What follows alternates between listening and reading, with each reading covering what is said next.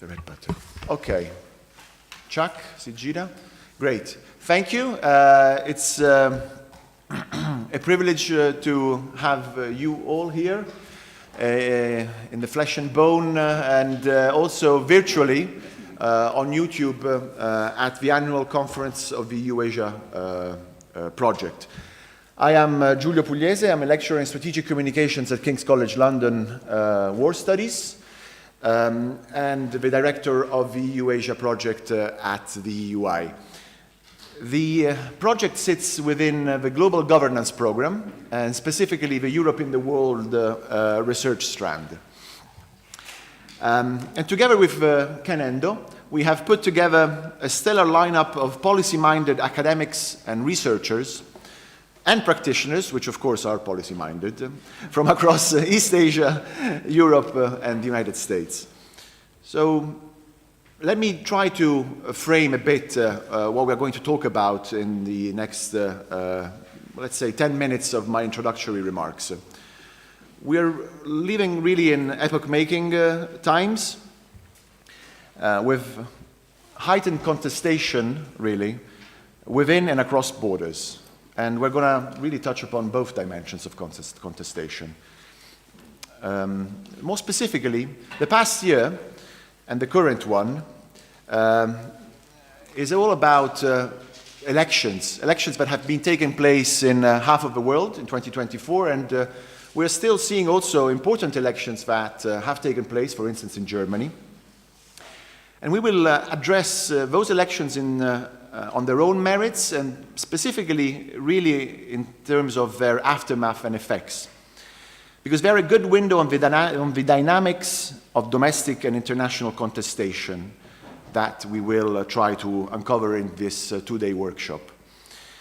From election interference and process, including funding, but with an emphasis on malinformation, to governance, really domestic governance issues, and how to tackle these issues.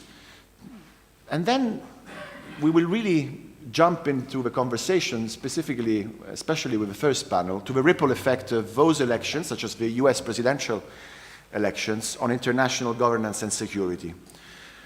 We will uncover broad dynamics to unpack cross-regional, inter-regional, and country-specific dynamics, with a focus on Europe, East Asia, Japan, but not only. We will have and venture into talks specific to Taiwan, cross-strait relations, South Korea, South and North Korea relations, I imagine, and the United States, which of course has structural power and in many ways dominates our conversations and our thinking. And we are doing this to really map out ways through which we can provide solutions of cooperation and to salvage perhaps democratic governance within borders and in terms also, I know that it sounds a bit utopic, global governance. So this is very much topic. It's an issue, these are issues of massive topicality, and let me go a bit into more granular details of what I mean. Socioeconomic disenfranchisement, class wars, and nationalism have fed populism, and international contestation may well kindle it via so-called active measures and election interference. How are we going to deal with these powerful movements and trends without resorting to censorship and self-defeating behavior, such as, in my own personal opinion, Romania's inability to gain the understanding from the electorate following the invalidation of election due to foreign intervention? And I'll tell you what I mean by that more in a second as well. Hopefully you won't think that I'm fully aligned with J.D. Vance's remarks at the Munich Security Conference. In short, that is, how is it that we're going to safeguard our democracies and public spheres from such interference without aiding populist movements? State cooperation, for instance, might necessarily work out among allies and partners, yes, also in terms of global governance. but hopefully by keeping in mind the importance of said global governance, which, granted, it sounds a bit like a unicorn, but it's still there. There are long-standing global norms that are under strain, those specific to the use of force in the international arena or nuclear non-proliferation, or the thorny issue that has been being more and more politicized and it's under greater strain of free and fair trade. This, in fact, the last issue on maintaining a free and fair trade order is under strain due to dirigism, protectionism, beggar thy neighbor policies, and predatory instincts that are coming to the fore, also in terms of mimetic qualities, if you want, of action-reaction dynamics and protectionism, the high wave of protectionism hitting hard shores in East Asia, Europe, and the United States, of course. So the conference will also explore how to engage or not strategic rivals, since we are witnessing tectonic shifts in global politics, as evidenced by the changing US foreign and security policy.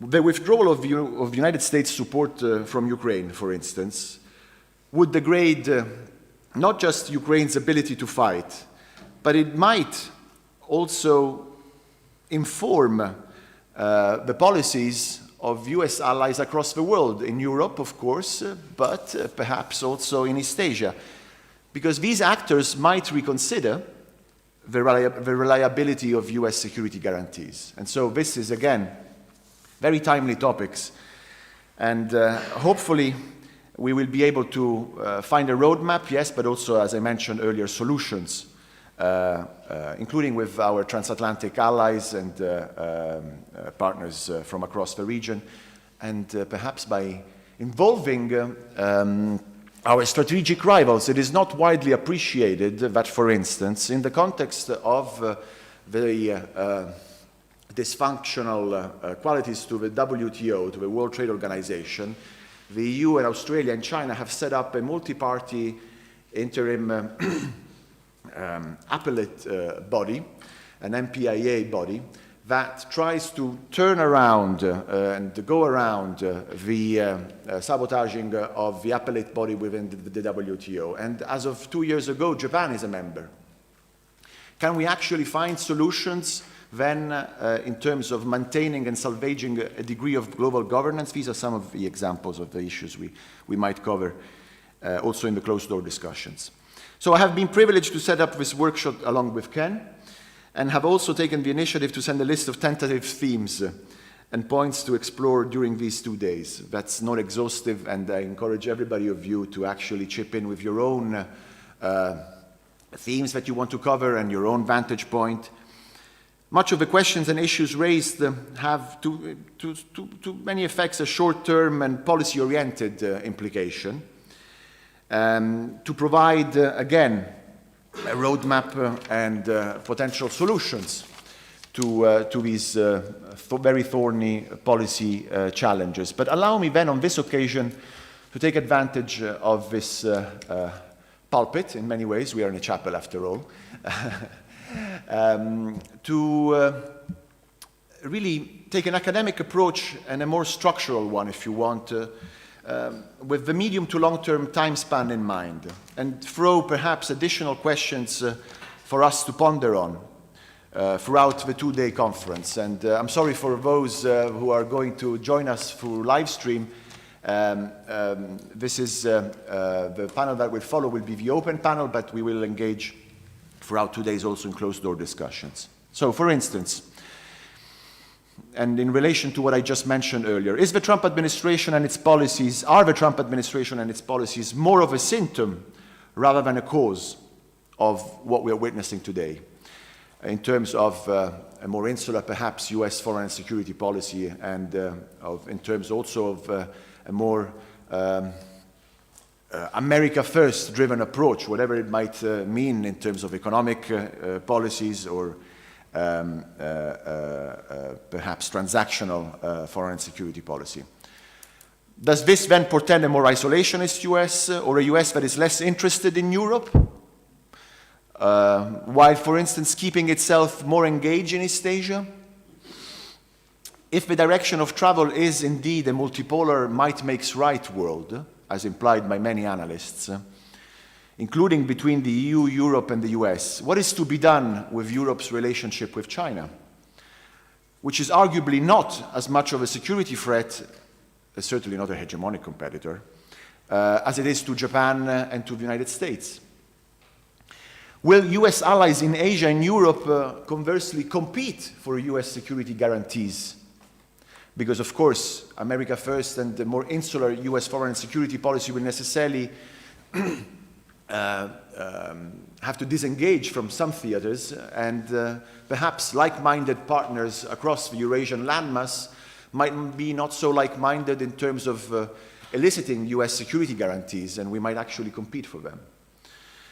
How indivisible, then, in this context is the Euro-Atlantic and the Indo-Pacific, if political and security contestation everywhere, in our theaters and at home, seem to point at more inward-looking dynamics here in Europe, as perhaps more regional dynamics in East Asia, in, again, the medium to long term. How resilient is the West Plus to disinformation and misinformation? And I go back to the earlier point made about Romania. Is it effectively a symptom of pre-existent polarizations and cleavages? And I understand that Romania is very polarized, also in terms of its media landscape. But I stand to be corrected by Veronica. You go first. So is it more, is disinformation and misinformation and active measures and foreign interference and manipulation of information, or foreign information and manipulation, yes, FIMI. Is that more than a symptom rather than a cause? Hence, shouldn't we focus on the root cause rather than on the symptoms?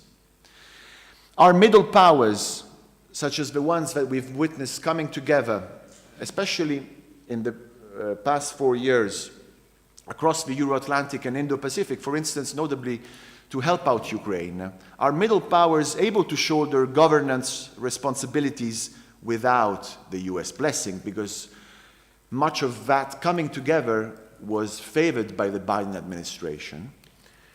And is it possible, in fact, to circumvent the US now that the US, in fact, might act as a spoiler of global governance? And it's not just the US, right? It's China and Russia, we know that. But if there are strains among like-minded partners across the transatlantic alliance and across Western Europe and East Asia, how are we going to cope with salvaging a modicum of governance with or without the United States? Are we destined, conversely, to a might makes right world, and what are the implications of that for Europe, East Asia, and the US, including, of course, nuclear proliferation? So it's been a privilege to work on the preparation for this conference, and for the sake of giving as many colleagues and friends stage, and in the interest of discussion, which you will notice is going to be rich in diverse perspectives and expertise, and also in the interest of my mental health and well-being, because I will have to also focus on the smooth running of the workshop. I'll now take a back seat and look forward to discussions, and I thank you all very much for being here, and now I have to watch in the camera, and also for you looking at us on YouTube. We will possibly take advantage of this 1 minute to square out the logistics, and we'll reconnect with you in a second. So thank you very much, and we'll start in a second with a very interesting panel that will kickstart on the US presidential elections and the new US administration and the implications of that for Europe and East Asia. Thank you. So stay tuned. Thank you.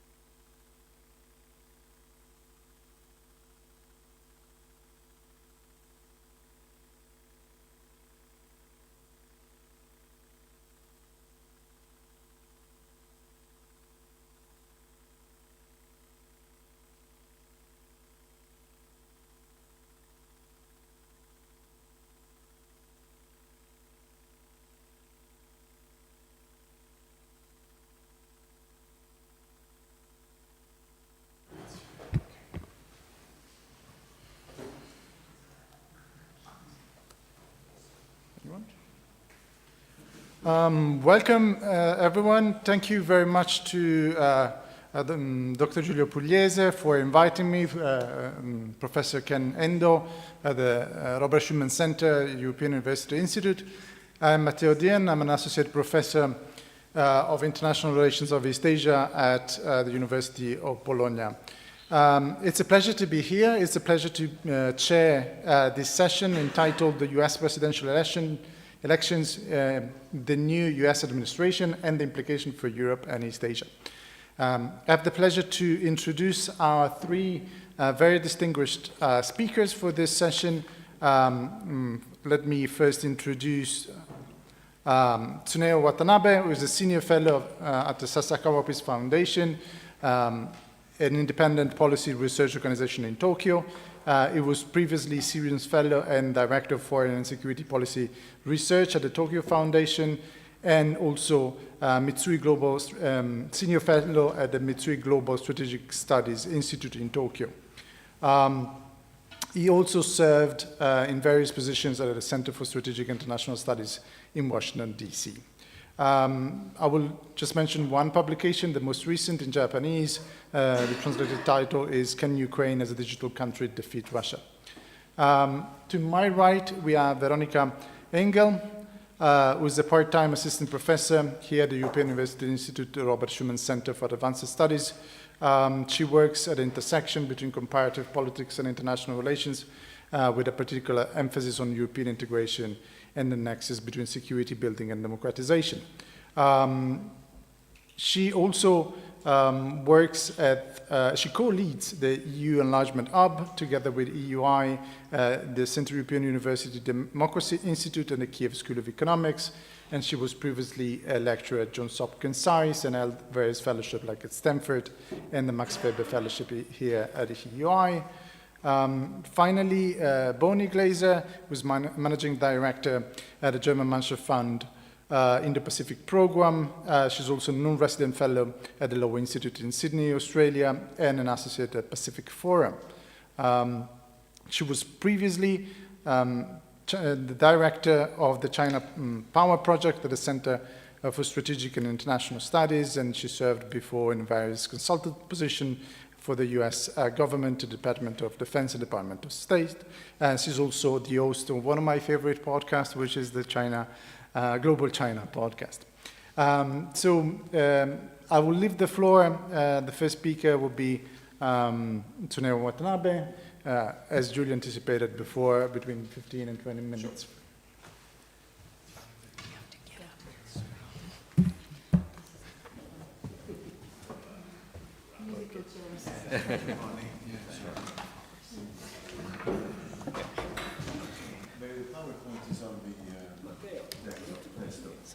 No, because then you will have to move around because another will want to go to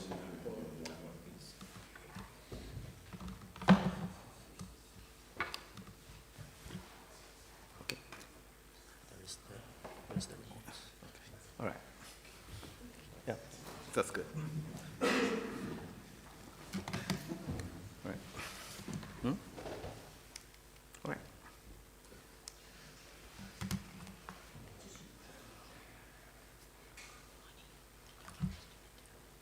Can I start? All right, thank you very much. Thank you for the invitation to the so beautiful city, Firenze. So I've never been here since I was a graduate student. That's 28 years. But at that time, actually, I directly visited here from the United States. And I was so stunned. All the scenery are beautiful and the food are great because I was from the United States. But, you know, now I'm from Tokyo, but still it's great, I think. Yeah, and you know, today I'm going to talking about, of course, United States, new administration, and how Trump is doing the basic policy, and you know, the impact to Japan. And Japan already thinking about a kind of a plan A plus, not the plan B. That I'm going to explain to you. I think, first of all, we need to think about what do you think the Trump's real goal is questioned by the Japan's media Nikkei Asia, and it's on Nikkei Asia. So find out. That's by the professor of philosophy at Yale University, Jason Stanley. That's very simple three: to stay out of a prison, and enrich himself and his family, remain in power until he dies. But you know what? That's very common sense for all over people, I believe. But you know, the very unique one is he's a president of the United States, and he somehow believes that his personal goal is a really state's goal too. That's probably my guess. Trump's goal as a U.S. president. No, president cannot pardon himself, at least now. So President Nixon was pardoned by the President Ford, who was a vice president of his cabinet. So Trump needs good reason for his pardon by significant diplomatic achievement, which is worth Nobel Peace Prize. So Trump priorities ceasefire of the Ukraine war. I think that's not so bad things, actually. And you know, and probably the second the candidate for the Nobel Peace Prize is extended the Abraham Accord. And the third one, it's annoying to Japanese, but denuclearization of the North Korea. Implication for Japan's security. Trump seems to believe allied countries are just free rider for the US security umbrella. And I think he's half right. I admit, Japan has been somehow free rider. So Trump would press US allies to pay more for their defense expenditure or host nation support costs for its security guarantee by threatening US military's withdrawal from Europe, Korean Peninsula, and Japan. And US credibility on the security guarantee has been already in decline all over the world. But, you know, Japan would be put in a dangerous position by the China-Russia military alignment if it cannot rely on the US military. So that is the situation Japan is facing. I'm sure that this could be shared with the European allied partner and the Korean too. Or I'm more seriously shared with the Taiwanese people too. One thing I'd like to point out, the stability-instability paradox.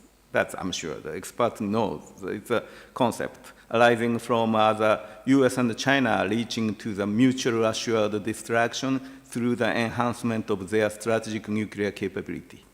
So one Japan scholar on China found out some interesting observation of a Chinese scholar over the Ukraine war. Nuclear threat by Russia has clearly had the effect of deterring United States and the NATO countries from entering war in Ukraine. That is observation of Wu Da-Hui, Vice Dean of Tsinghai University's School of Russian Studies. So, no, would President Trump take risk of a nuclear war to intervene military conflict with China in Taiwan Strait, or East China Sea, or South China Sea? Of course, that doesn't have to be only President Trump. US president take such kind of nuclear risk. That Japan has been already worried about, even when president was the Biden. But you know, with the Trump, that's going to be the more serious trouble because we never know what he would behave to. So Japan is planning a Plan A plus strategy. I think I'd like to explain. This is coming from SPF, that Sasakawa Peace Foundation's project. We already started this project after Trump 1.0. What Japan should prepare for the new world from Trump 1.0.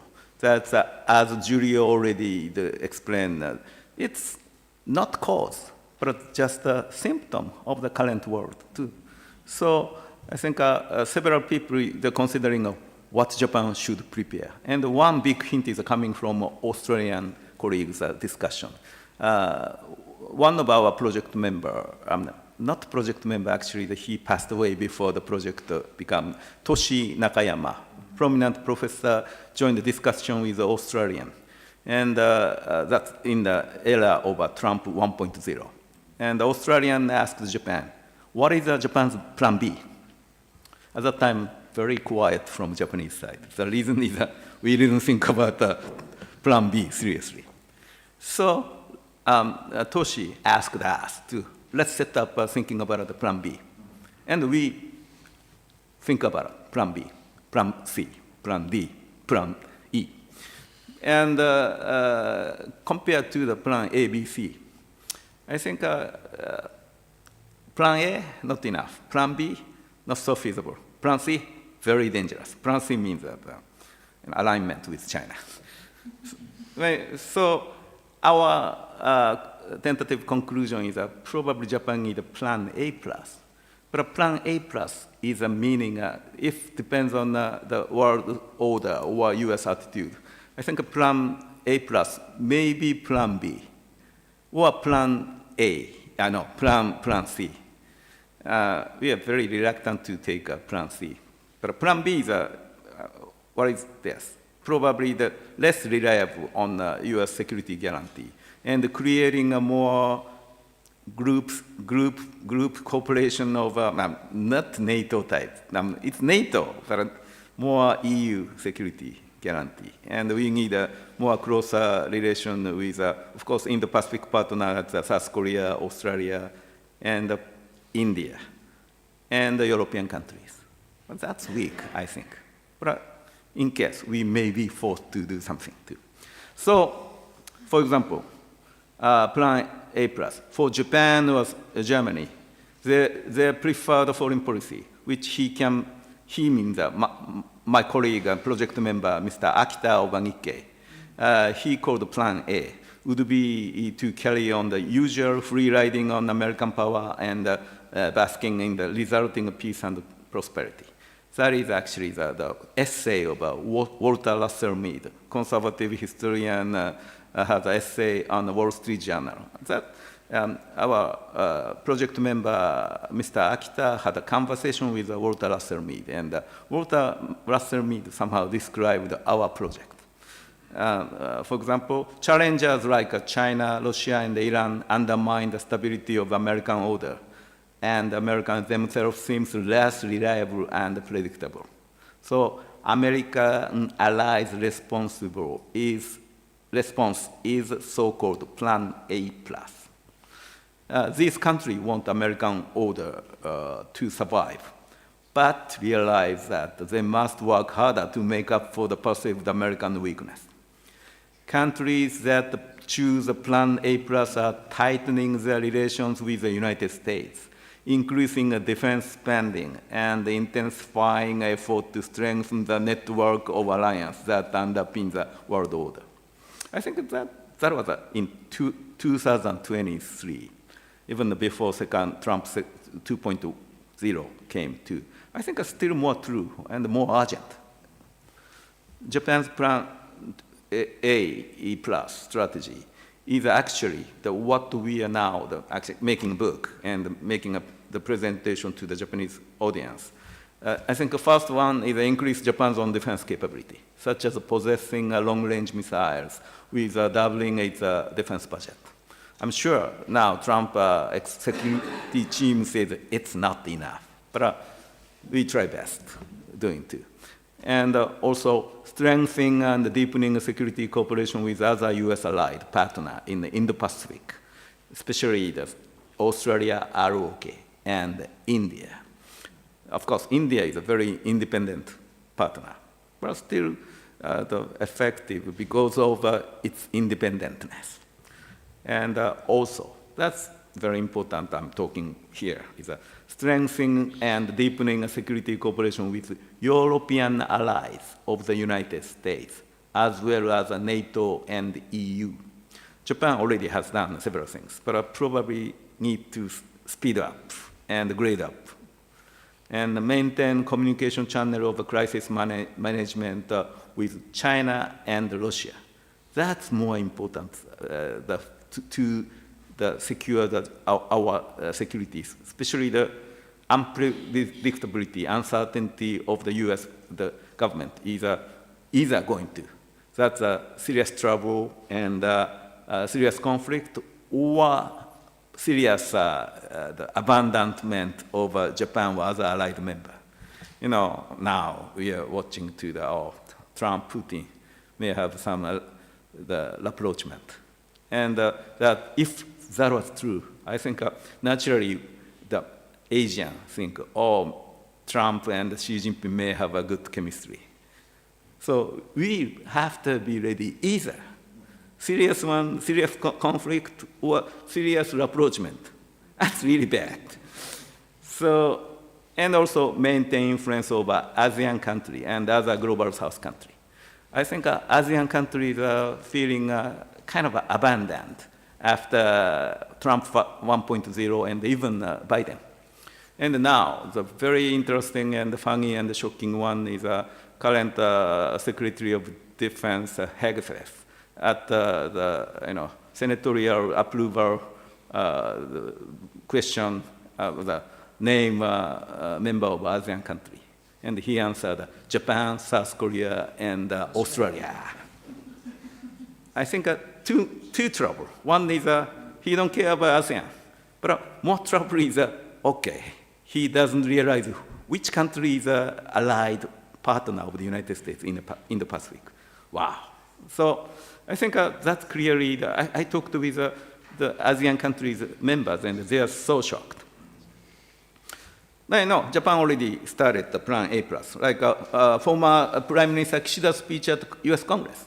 He said, I want to address these Americans who feel the loneliness and exhaustion of being the country that has upheld in international almost single-handedly. I understand that it is a heavy burden to carry such hope on your shoulders. Although the world looks to your leadership, US should not be expected to do it all, unaided and on your own. I'm here to say Japan is already standing shoulder to shoulder with the United States. That's a version of Biden, for Biden. Maybe Japan's speech would be a little bit modified to the Trump version. But he did. Good job, too. So I think we need the global Plan A+ strategy with, I think, Indo-Pacific partners and European partner of United States. So, for example, the Kishida attended the NATO summit, 22 and 23. And in last year, Japan NATO leader agreed to the updated country-specific adaptive partnership plan, ITPP. So I think, that's kind of a setting, like point 4, ITPP set up a basic approach and action plan. Future NATO-Japan cooperation targets include new threat, cyber defense, disinformation operation, coordinated emergency assistance, something. So, of course, that's a lot of things too.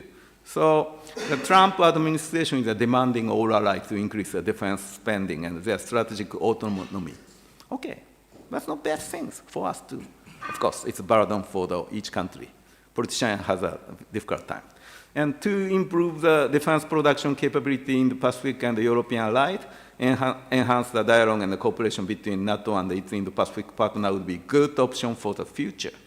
For example, the Japanese government signed the Defense Industrial Cooperation Adjustment Sustainment Agreement, April 2024. So that's probably Trump DOD may like it, because that's good for the money coming from outside of US. But result will be good for US too. Well, that's kind of the idea is very important to think about it. So, the time is limited. But general security, Japan with other US ally and the European ally need to work more seriously in Trump 2.0 era and even after. And, the last point, why not work Plan A+ in Europe and in the Pacific? Actually, the several projects, especially nowadays, US government is a very difficult position, especially the carrier the diplomats, career, the government worker is facing a serious trouble for the losing a job too. I don't think they can afford to. Several projects, the dialogue with the United States and Japan canceled already, well, postponed. So track 2 is really makes something like this. So I'll finish this. Thank you very much.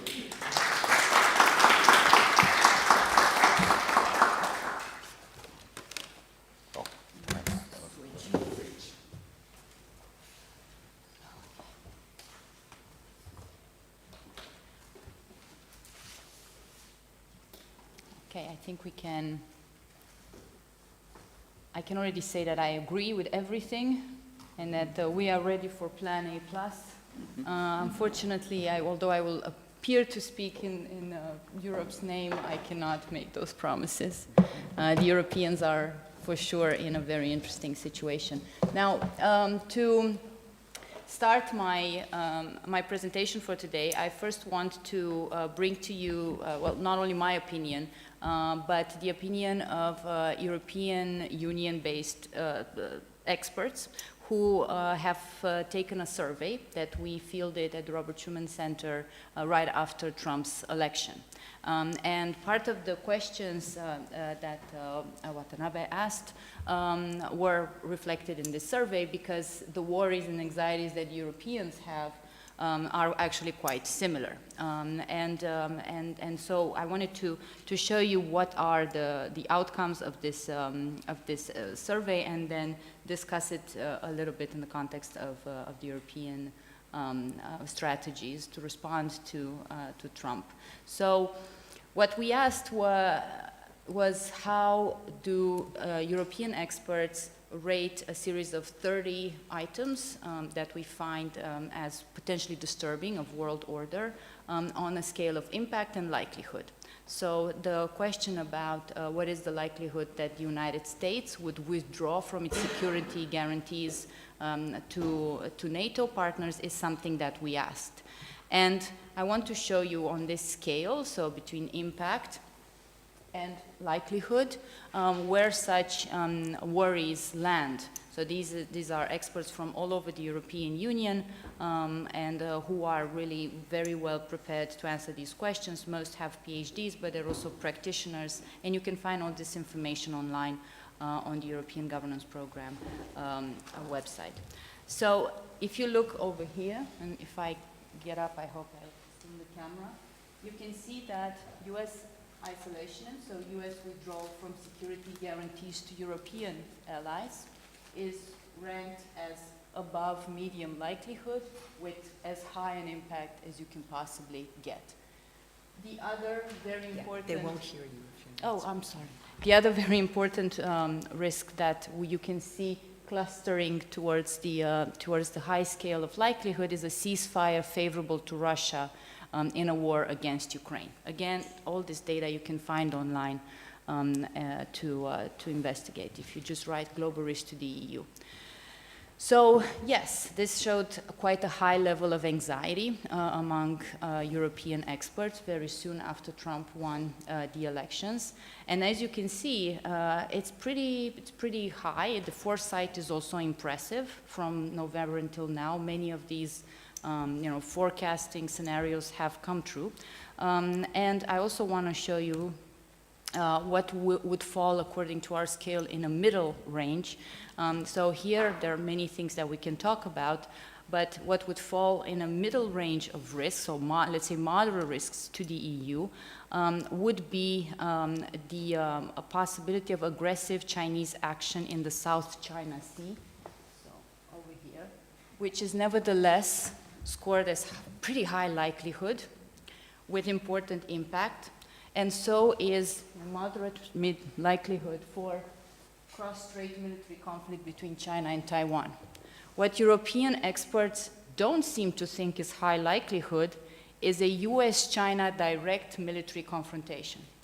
So this is interpretation now. You would think that if you think that there will be an engagement between China and Taiwan, the United States would back up their partners. It doesn't seem to be the case. There are more interesting things that we can talk about from this survey, but I just wanted to show you the main findings before my my presentation. So you can see that if these worries are real and they haven't been present just because of Trump's re-election, the transatlantic relationship has been on shaky grounds for quite a while, and Watanabe did say these worries were present there before. Trump is not a cause, it's a major amplification, but these worries were there before.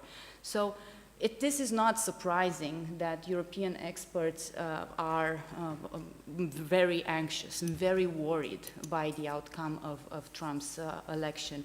The EU-US economies, their defense strategies, and any claim of Western leadership, global leadership, these are all policy areas that are massively intertwined across the Atlantic and interdependent. So it's almost hard to choose what defines the Trump EU doctrine and which permits what should European focus on, what fire to put out before the next one emerges. So I thought for a bit I reflected on how we could approach this, and I thought of the three potential buckets that would define the Trump EU doctrine, and that would be to minimize, to misunderstand, and to manage merited punishment.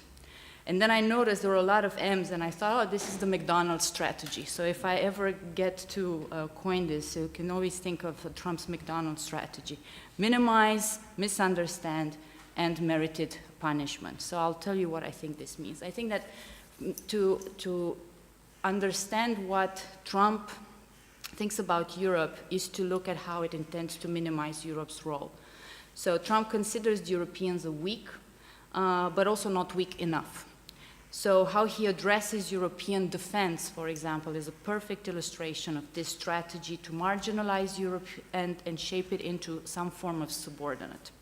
So when US Defense Secretary Pete Hegseth declared that Europeans cannot assume that America's military presence on the continent will last forever, he undoes more than 70 years of transatlantic defense strategy that worked for both Americans and Europeans. So European security depends on this forward deployment of American troops in Europe for the creation of a deterrence ladder that leads to the US nuclear umbrella for Europe, without the United States, this umbrella would not work. So Trump and his partners aim to replace a strategy of deterrence that worked with a form of divide and conquer, spend more on US military assets mantra. So in a way, it's, I think, referring to the EU as some sort of bohemian cousin living off US benevolence, which is again aimed at minimizing the role of Europeans, break their policy coherence such as it is, because it's already quite difficult to find it in the European Union context. So the Trump EU doctrine demands a breakup of the enemy. And Donald Trump has said that he considers the European Union to be one of America's biggest foes, right ahead of the meeting with President Putin in 2018 that we already referred to. So what are the policy implications of this minimization?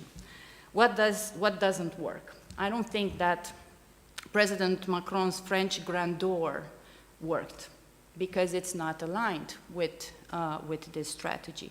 So it's wasted on this administration. And one can only hope that actually President Macron went to Washington to more send a message back home, rather than truly believing that he could change Trump's mind. So this use of charm for rapprochement, I think it would better be used on others.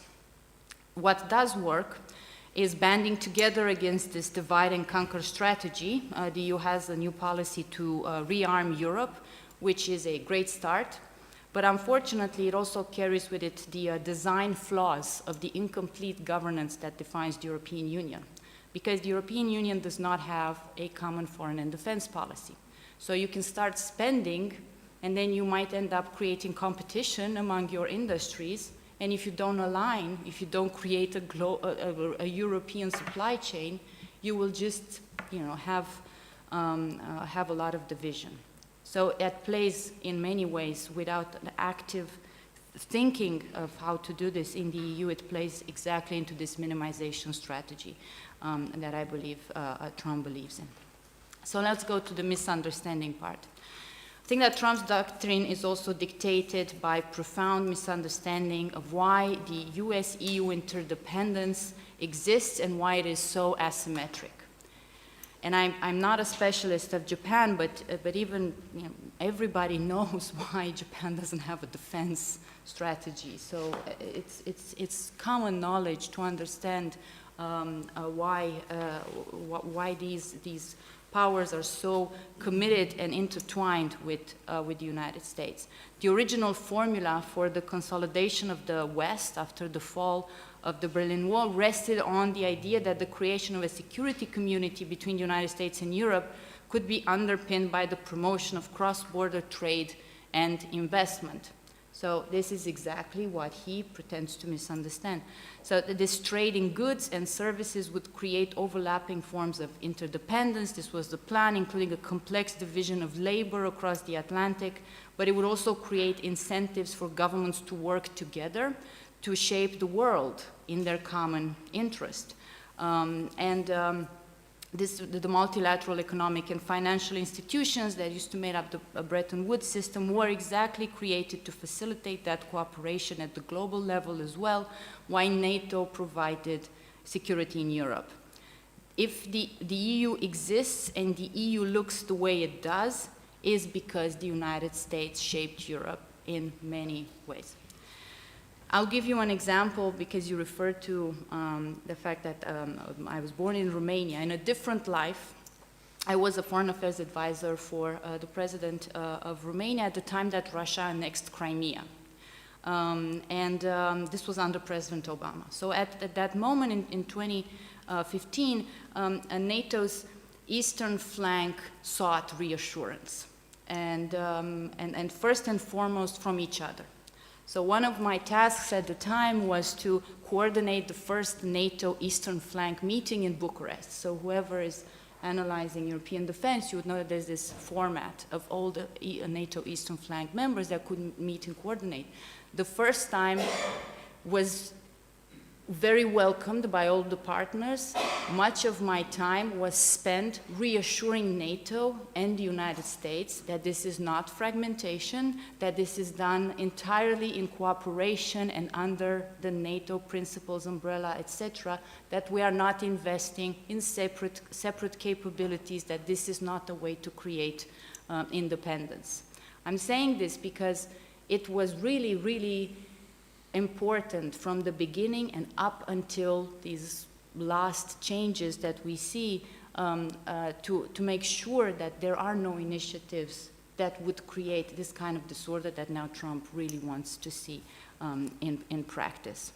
So I think that what doesn't work, if we believe in this strategy to include misunderstanding, is an attempt to explain, an attempt to rationalize Trump's behavior with our mental frames, right? So we understand him in a way that we understand ourselves. So that, I don't think that works. The attempt to misunderstand is on purpose. And it's not, there is no space there to convince. What works is to use the knowledge that Trump ignores, to acknowledge that the transatlantic relationship is on ice, to look into the history of this relationship and understand that this is not an exceptional moment, that there are ways and instruments to deal with this. Trump's aggressivity and impatience are exceptional, but the Americans and the Europeans have also been diverging in other important ways that we can talk about. And of course, engage with partners in Canada, in Latin America, in Japan, in South Korea. Plan A, Plan A+. Focus on fighting as well the rise of anti-democrats and illiberals at home. And finally, this idea of merited punishment, and here I will conclude. If there were a short way to present the Trump EU doctrine, It can be summed up as follows, and I quote from President Trump: "The EU was formed in order to screw the United States. This is the purpose of it, and they've done a good job at it." End quote. That was the least English use in this presentation, by the way. So Trump loathes the Europeans and has decided that they are not America's allies. At best, some sort of low-intensity hustlers. So the US is, I think, punishing the Europeans, and it's punishing and disappointing not only the Europeans in general, the EU, but every European country in some very unique way. And particularly in the East, and not to mention Ukraine, but also the allies in the East who have been waiting for the Americans to come since Yalta. It's now the time to acknowledge that they have arrived, but they've changed their mind. So to conclude, Trump's first principle of the art of the deal, if you ever read it, it's very quick and easy to read, but so the first one is to think big. Think big. But I think that Trump's impatience will outpace his ambitions. The EU is now pressured to turn this minimization into mobilization, to turn misunderstanding into strategic foresight, and this punishment that is narrated upon it into a catalyst for autonomy. I think that Europe has no choice but to go for deliberate resilience and not just survival. I'll finish on that mobilizing motto.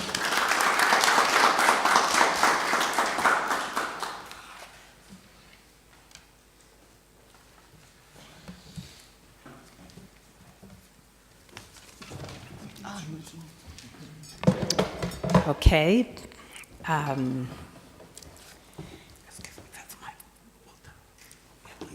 Very pleased to be here. Thank you, Giulio, Ken, and glad to have an opportunity to contribute to the conversation. So I come to you from Washington, D.C. I only give you my own perspective on what is going on there. And I will start by talking about President Trump and how I think his agenda differs from his first term when he was in office.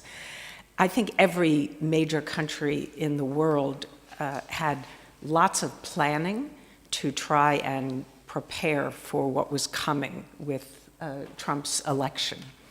And I can't name one country that succeeded. So I think there has been surprise in many capitals. And countries are still trying to figure out how to protect their interests. Trump has come into this second term far better prepared than he was the first time around. He understands how government works and how to get things done. He has brought loyalists into the cabinet. So he had to deal with people who were pushing their own agendas in his first term that he didn't agree with. He ended up removing Secretary of State, National Security Advisor. So he is much more certain this time around that the members of his cabinet are like-minded and that they will not challenge him. And for those of you who watched closely what Marco Rubio did when he was in the Senate, you will appreciate how different his positions are now as Secretary of State. And we have not yet seen him challenge President Trump. In Trump's first term, he had, I think, a fairly narrow set of objectives, and they were really focused on trade and narrowing the bilateral trade deficits with many countries around the world. He has not abandoned the trade, I think, priority, but it's more about using tariffs, which he's called the most beautiful word in the English language. It's about using tariffs to advance other objectives. And so I see President Trump as having a far bigger foreign policy agenda than he had in his first term. It begins, of course, with ending the war in Ukraine, and he talked about this during the election and then after he was elected, and it's very clear that this is a top priority. He now wants to find a solution to Gaza, and he wants to I think, increase investment in the United States. He's using tariffs for various reasons, but he also wants to resolve fentanyl. This has become a big deal, the crisis in the United States, and this is now being used against Canada, Mexico, and China, really to justify tariffs. But in the first Trump administration, we had professionals that were given some running room to advance some of their own agendas. And so we could cite, for example, Matt Pottinger, who was senior director for Asia, who was able to protect U.S. alliances in Asia and advance an agenda that sort of ran parallel with some of the things that President Trump was doing. I think that that's going to be very difficult for the professionals in Trump 2.0. Trump is reaching down into lower levels to ensure that things are done his way. We already see some contradictory, I think, signals coming out of the Trump administration. I will cite one. The America First investment policy that came out of the White House. It's a presidential memorandum, focus on strengthening what we call CFIUS, so it's providing more restrictions on Chinese investment in the United States, and then also outbound investment into China. But I believe it was 3 days after that memo came out that President Trump said that he's interested in investment from China in the United States, which he said twice in the campaign, to be fair, but it shows you he's interested in bringing in investment to strengthen the U.S., to create more jobs. He wants the United States to be a leader in manufacturing. So like President Biden, he is interested in strengthening the U.S. and strengthening the ability of the United States to compete with China. And China, I believe, is on the president's mind. We should all recall that when COVID started, that President Trump really did blame China. And this is something I think that he takes very seriously, and I think he has some lessons he drew from his first term in office from China. So whether you look at what's going on with BlackRock buying the Hutchinson stake in the ports around the Panama Canal, or President Trump's desire to buy Greenland, there is also a China element in both of these. But these are just examples of, I think, a much greater interest in foreign policy. So I don't think that Trump is an isolationist. He is a businessman, not a strategist, but he has a geopolitical worldview. And I think his view of how the world works and America's challenges, how to address them, this all is related to how to compete with China.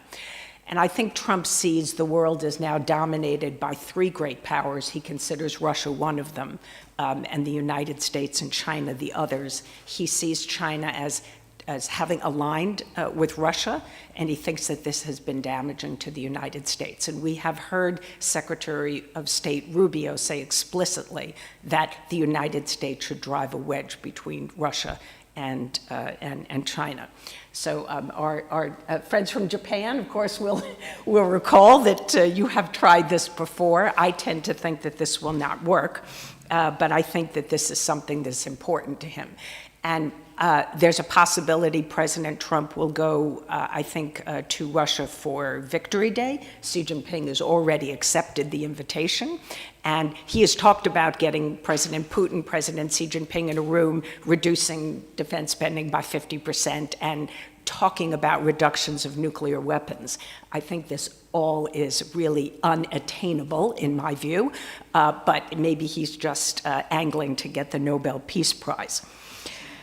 It is certainly true that President Trump sees allies who have not been contributing to their own defense and to security, regionally and globally, as burdens.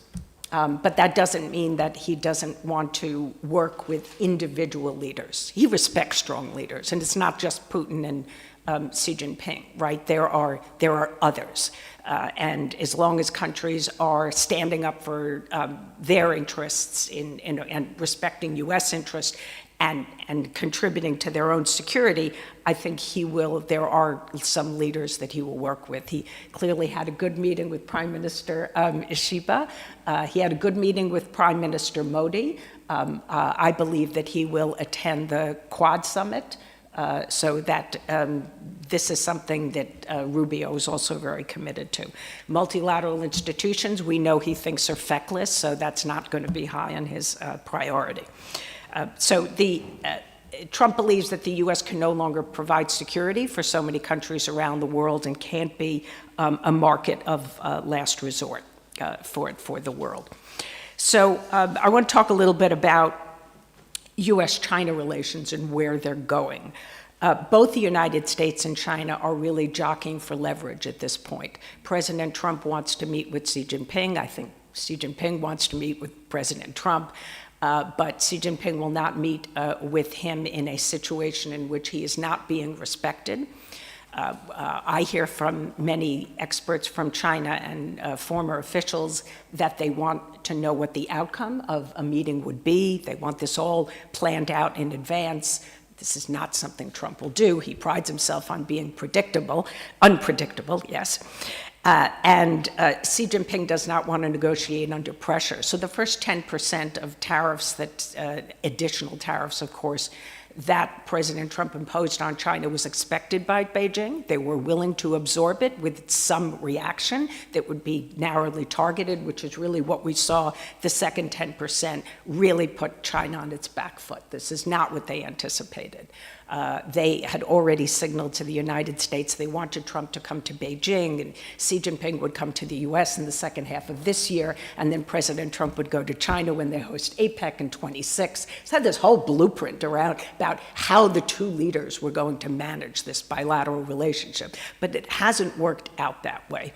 And so I think that the Chinese continue to try to signal that they want a meeting, but they need to know what will come out of it. What they want, of course, is to peel back some of these restrictions on technology. This is more important to China than the tariffs, but I doubt that they will succeed in this endeavor.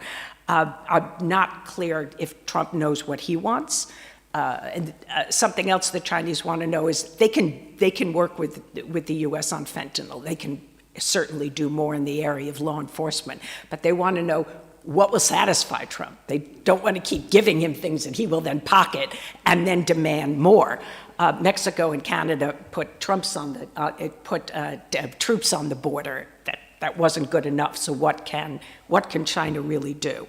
So I think this is sort of a dance that both sides are going through. I do think eventually they will meet. The Ukraine war is going to have to end first, but I think eventually China is going to rise to a higher priority. We probably will see the presidents meet. Some of you will remember when Xi Jinping went to Mar-a-Lago in April of 2017 and the famous chocolate cake and the U.S. strike on Syria.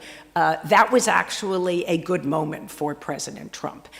So I think his advisors think it would be better if Xi Jinping goes to Mar-a-Lago rather than to have Trump go to Beijing and kiss the ring.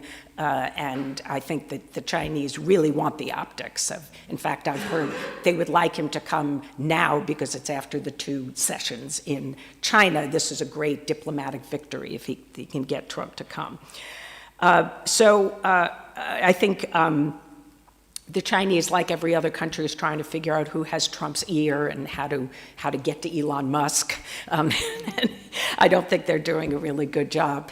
But I think that when they do get together, there will not be, in my view, I think a sort of grand bargain is highly unlikely. I wrote an article in the New York Times, I think about a month ago, where I said that there are some discrete issues where the United States could make some progress with China. That should be what Trump aims for. If he looks for a grand bargain, the risk of Xi Jinping putting things on the table that I think are against our interests then become, to me, far more worrisome. And of course, Taiwan is one of those. I'll get to that in a second. But I think we're likely to begin with trade. April 1st, the readout from USTR is due on the tariffs that were imposed in the first Trump administration and built on by Biden. And so we will see from there where the U.S. is going in terms of its trade policy. China has no incentive, actually, it has no incentive to meet with, I think, the Trump or really anybody else in the U.S. until this is really decided, because then we'll see some direction as to what they're doing in trade. And then from there, I think there will be other things that will be put on the table. Trump is interested in having China play a potential role in Ukraine. I'd be interested in how Europeans view that. China, of course, is the largest contributor of all of the permanent members of the UN Security Council of Peacekeepers. This is something I hear they're eager to do. And of course, contributing to reconstruction in Ukraine is something that China would like to do as well. So that ultimately, I think, should be more up to Europe than it is to the United States. And I'll just close by talking briefly about Taiwan. So like others, I think, there's been some anxiety in Taiwan about what Trump means for them and how Taiwan's interests could be harmed. So far, we have not seen this occur, but I think that anxiety has been raised because of the way that Trump has treated Zelensky in the White House, and because there are people in Taiwan's government who have even talked about how it's Ukraine today, Taiwan tomorrow, and really linked Taiwan's security, I think, a little bit too closely to Ukraine's. In my view, there are some similarities, but at the end of the day, Ukraine is quite different than Taiwan. I mean, Taiwan is the United States' 8th largest trading partner. I'm not sure where Ukraine is. It must be 40-something.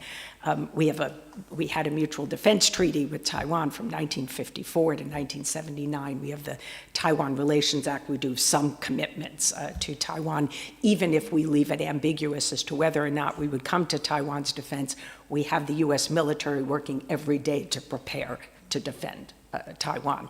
And if anything, we have seen that grow stronger, and a recognition that the U.S. needs more capability in order to ensure that Xi Jinping knows, as my former colleague Kath Hicks, and she was the Deputy Secretary of Defense under the Biden administration, as she said when she was at the Pentagon, we want Xi Jinping to wake up every day and say, today is not the day that he will invade Taiwan, because the cost would be very high, and we want him to be certain that it would be very, very high. So we've also seen some good signs. The leader statement between Trump and Prime Minister Ishiba had a very strong paragraph about Taiwan, focusing in particular on coercion and opposing coercion and use of force. We have just seen, again, a difference between Taiwan and Ukraine is that, as Trump told Zelensky, he said to Zelensky, you have no cards. Well, Taiwan has cards. Taiwan has leverage. Taiwan has TSMC. And the United States and President Trump want more from TSMC. They've just gotten another investment of $100 billion. We're going to have 3 more fabs. There will be an R&D center in Arizona, and there will be a packaging center that will be built. And this will address Trump's desire to have more of the supply chain in the United States. What's still coming, and that has not yet been finalized, is what will happen with Intel.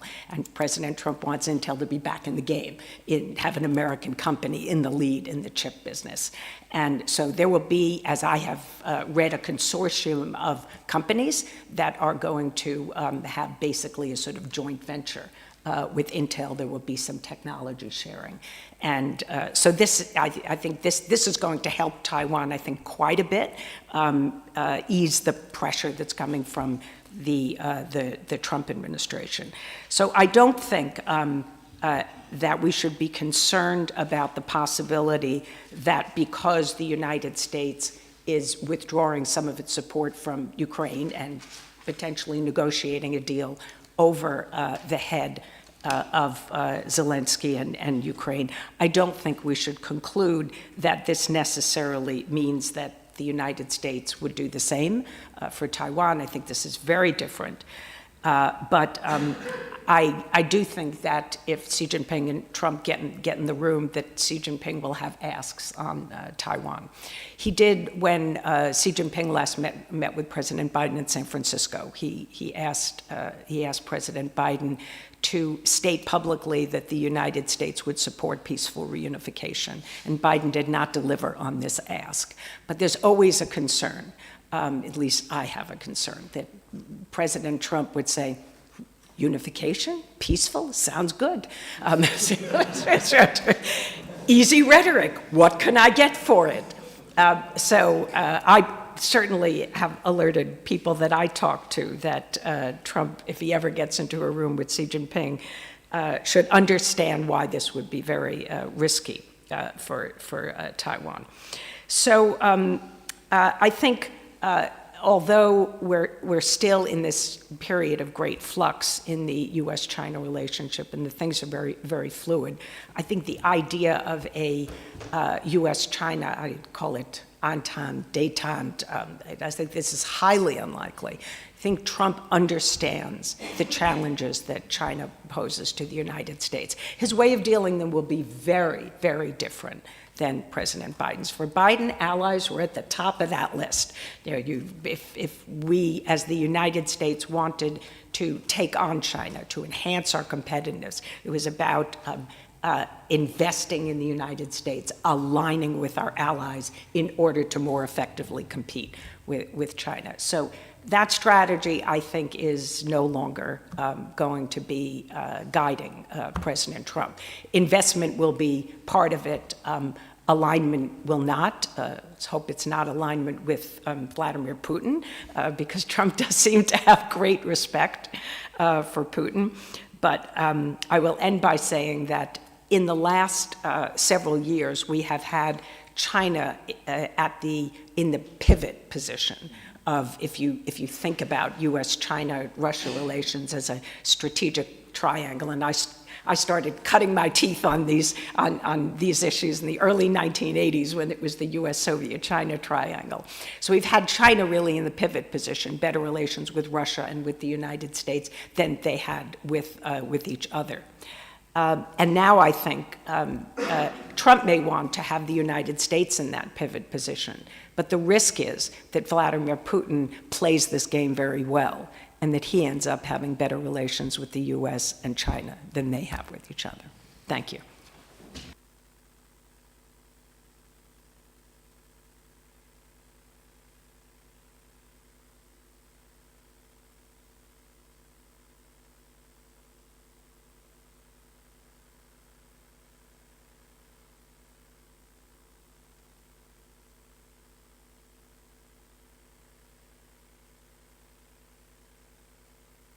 Sorry.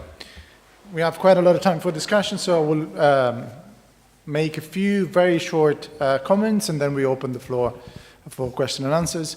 The first thing that I would like to return to is the initial question that we had at the beginning. So whether Trump is structural or not, whether is the origin or the manifestation of the problems and the instability that we are talking about. And here I would argue, even if it's not been said explicitly, perhaps the Japanese side and the European side are giving slightly different answers. Perhaps it comes out that from Europe we see it as structural, so something that we have to deal with, and therefore we have to think in terms of strategic autonomy much more and plan in those terms.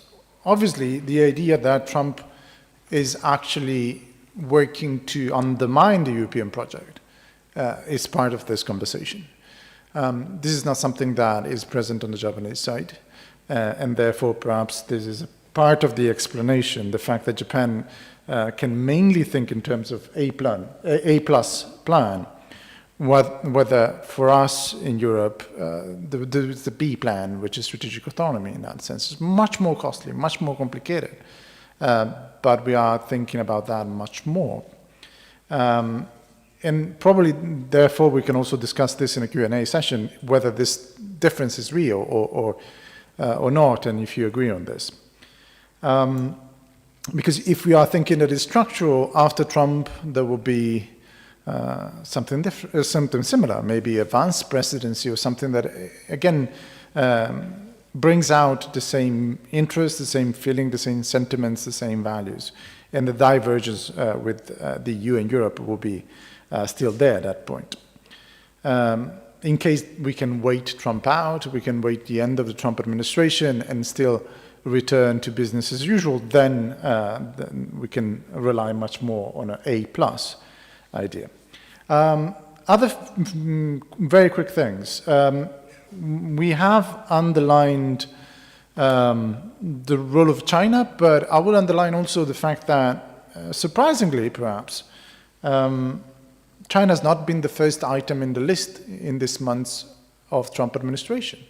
We heard a lot about the Middle East, we heard about Russia. We thought that the pivoting perhaps towards the Indo-Pacific and Asia would have been much more evident in the Trump presidency. And honestly, I don't see that. And perhaps will come in a phase 2 after some sort of ceasefire in Ukraine. But this was something surprising to me in this month, so I will also ask our speakers what they think about it, and also perhaps can come out in the Q&A session. This is associated with the idea of wedging Russia and China and the so-called reverse Kissinger strategy.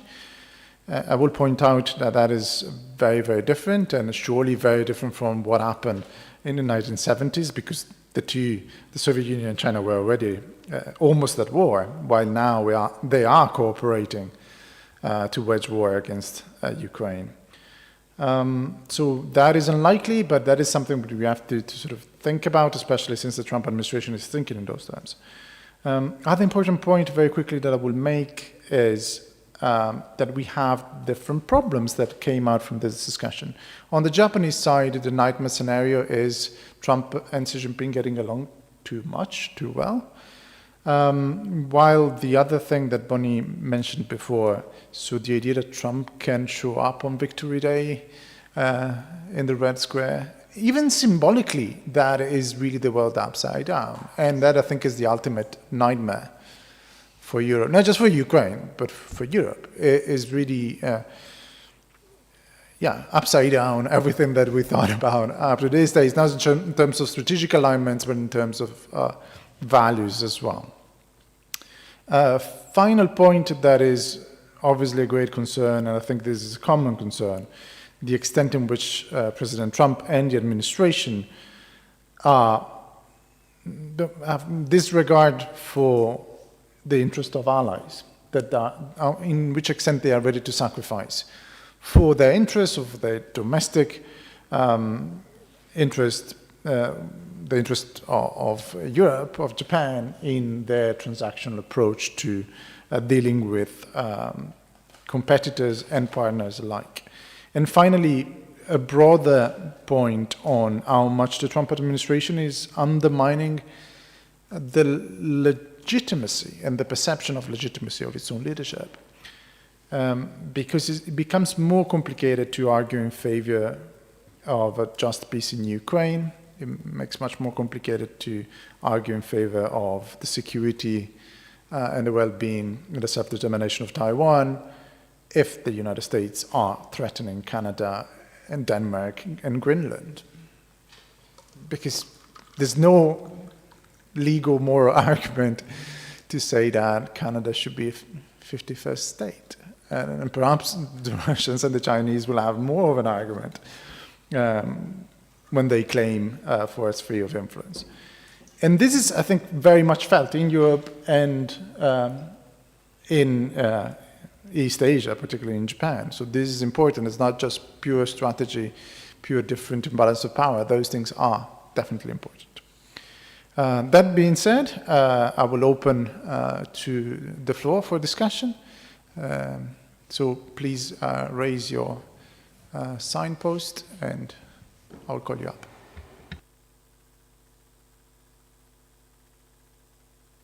We have Richard Eggert first, and then Kenendo. Okay. And Marco Bonetti as third.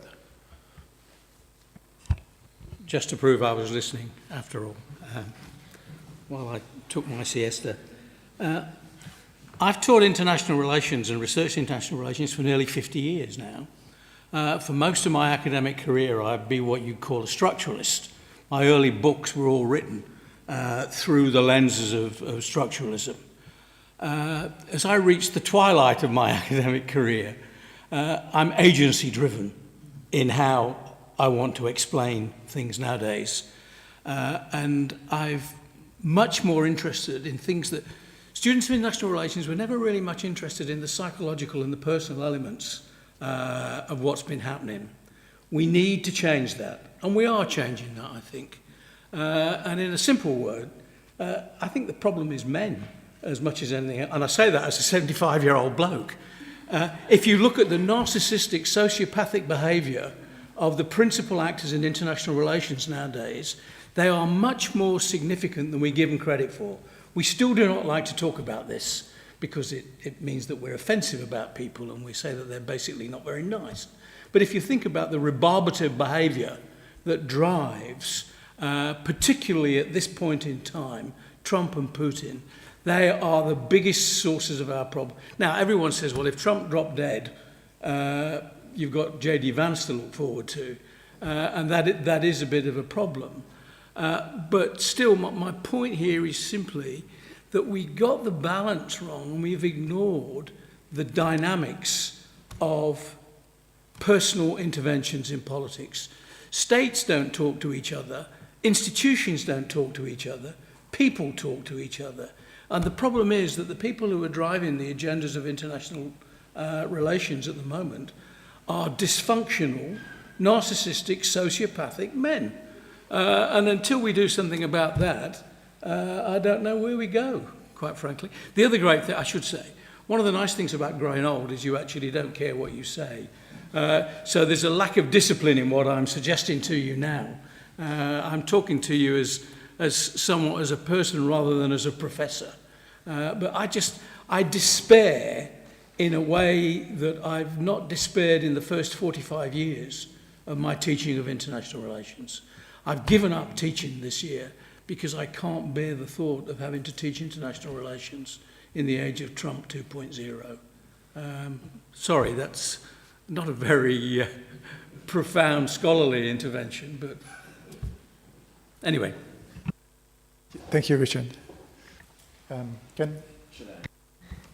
Well, first, thank you very much indeed for these three wonderful presentations, first of all. And I just want, everybody seems to agree that the Trump seems to have some antipathy toward allies. But I just wonder if there is any subtle differences among these allies or sort of a hierarchy of victimhood. Bonnie has made a beautiful contrast between Ukraine and Taiwan. Is there any difference between Europe and Asia, West and East, or also amongst European allies, Germany and Italy, perhaps? I don't know. And also amongst Eastern sort of allies, amongst Japan, South Korea, Taiwan, for instance. And is there any logic behind it? Victor Cha, a friend of mine, made a famous diagram that it just depends on two variables. That is trade deficit and defense expenditures. The more you spend for defense, and the more you have trade deficit, the more likely you'd be targeted. Something like this. Is there any? But I just wonder if that is not the entire picture, perhaps. I just want to know your views on this. Thank you. Marco Bonetti. Thank you. I'm Marco Bonetti from the Selection Service. My question and views are personal, not from the institution. Thank you very much to organizers and to the speakers. Very, very, very interesting. Three direct questions and then maybe a kind of an observation based also what the other colleagues mentioned here. First question, especially for Watanabe, at what cost the A+? Is this sustainable? I think this is probably a trend. I mean, it's not completely new, but especially on defense spending now, we recently heard people high up in the US administration asking for more. Is that feasible? Is that possible?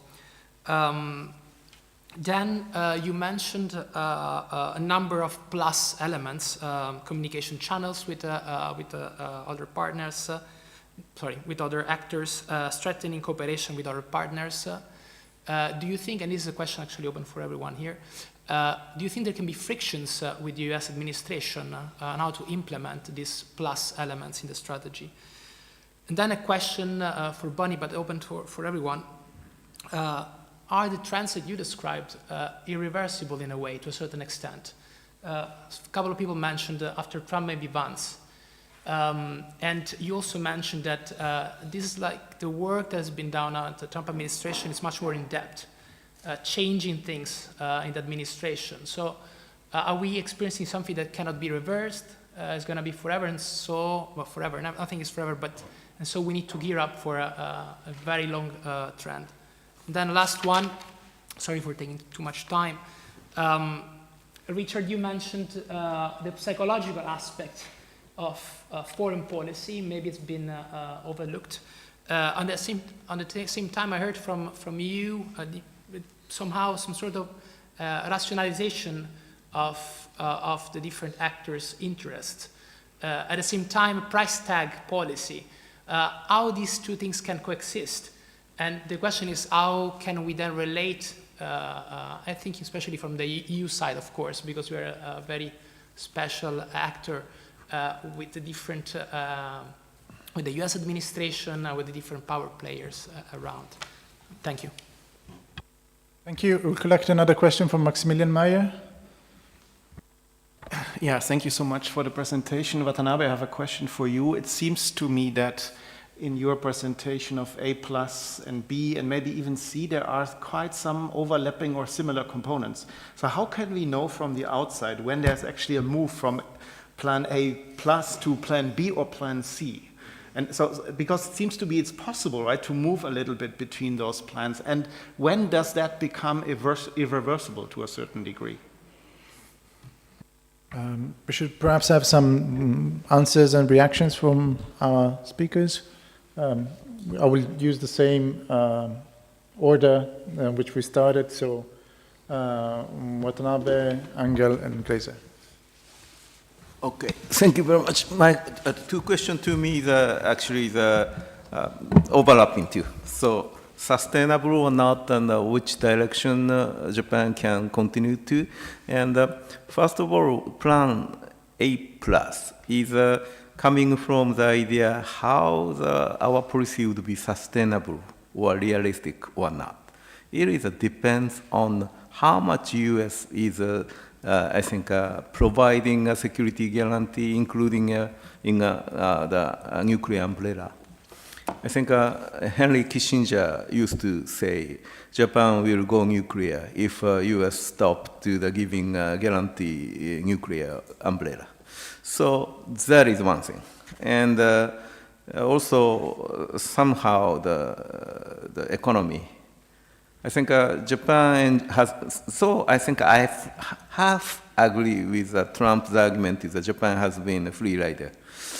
I think Japan didn't have to pay heavy, I think, defense spending, including nuclear. I think nuclear is a relatively cheap nuclear itself, but considering a current NPT regime, it's a very risky for if Japan go to the nuclear for while securing Japan the energy, civil nuclear energy too. So I think Japan Japan trying not to be ambitious for nuclear, unlike South Korea. But, you know, that is plan A+ and plan B and plan C.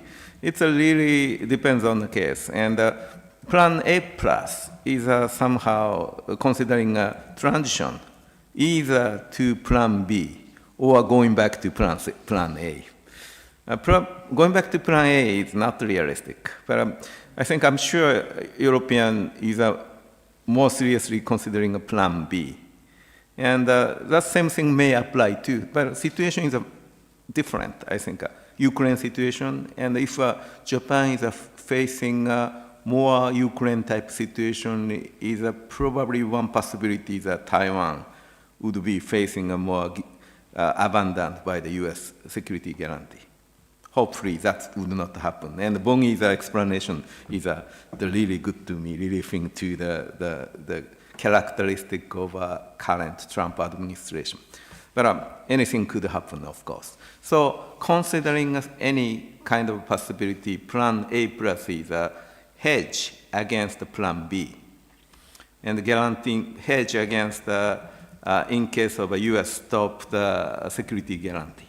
But at the same time, we would like to show to the U.S. and other player, we need the U.S.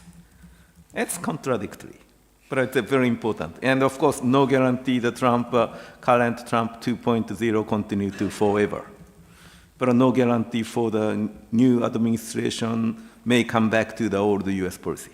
So it's the essence of uncertainty we share all over the world. So we need to think about the move to the which direction. So Plan A plus is very convenient for the go and the back and the other side.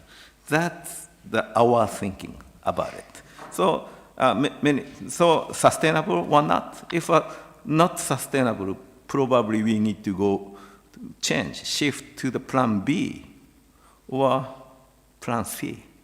Again, Plan B is the security guarantee without the U.S. So U.S. and the European has somehow you have very good institution, and now France is trying to guarantee the nuclear umbrella to the over the Europe, and of course you have UK too. In the Pacific, we don't have any nuclear power except the United States. So that's a little bit different, for example. So again, Plan A, B, C is really our on the exercise of in case of the future. So including a sustainability of security guarantee and also economic development, energy security, everything.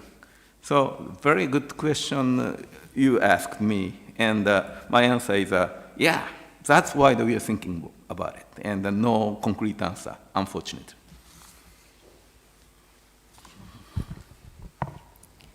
So I'll take two of the questions on the irreversibility of trends and the psychological aspects question, which is a very political sciencey question, so I'm glad to take it. So are the trends irreversible? I think that this is a very important question, but I also think that at this point it doesn't really matter.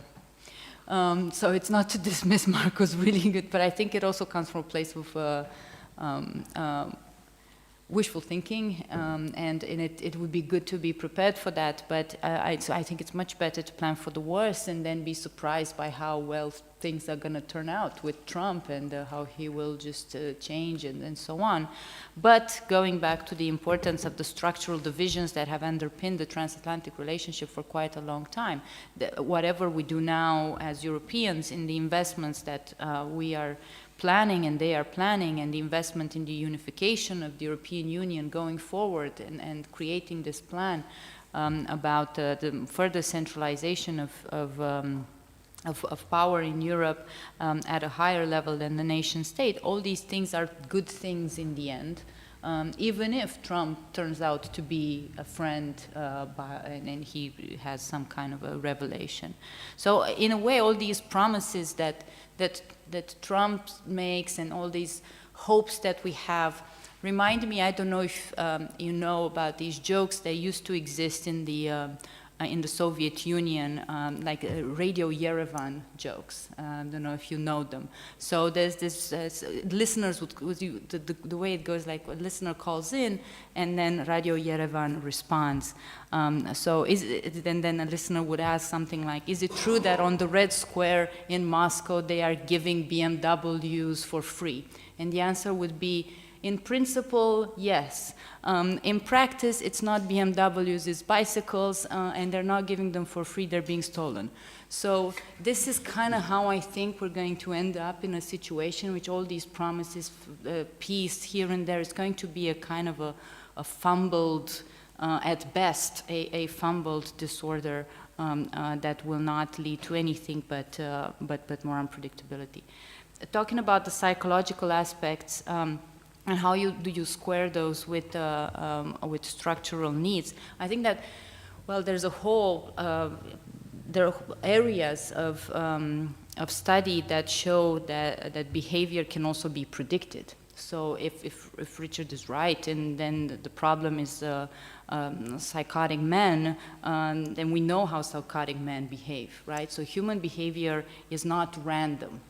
There's a certain level of probabilistic understanding there, so that's why you have multiple plans and so on. But it is predictable, and I think that both Trump and Putin are very predictable, and they're predictable in similar ways. The trick is not to distribute our understanding of what is rational, because then you end up in the situation in which we were, as they were clearly amassing troops at the border with Ukraine, creating the whole supply chain to feed those troops. We were still thinking, but this is not rational.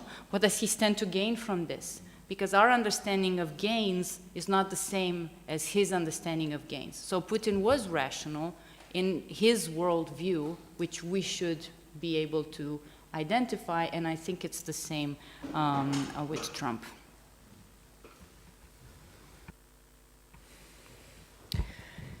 So, Ken, in answer to your question, I don't think the right distinction is between Europe and Asia. It's between strong leaders and weak leaders.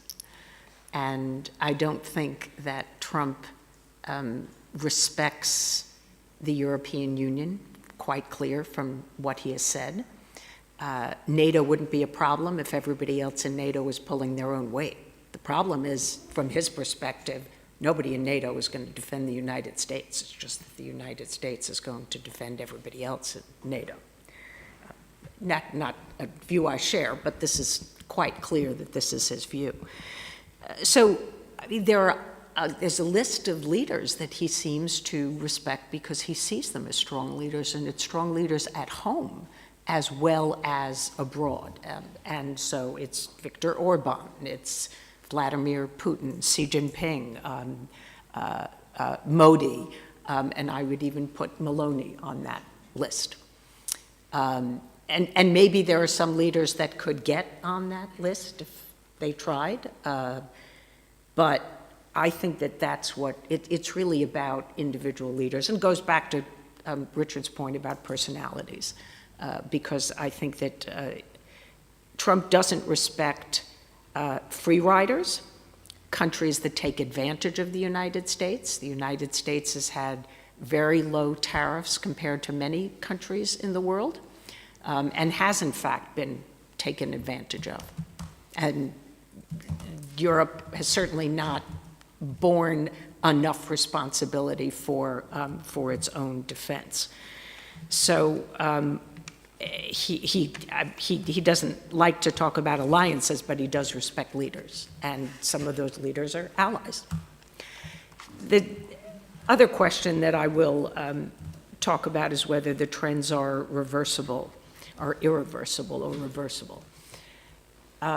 So I agree with you, Veronica, that countries should plan on the possibility of them not being reversible, but I don't agree with you that it's wishful thinking.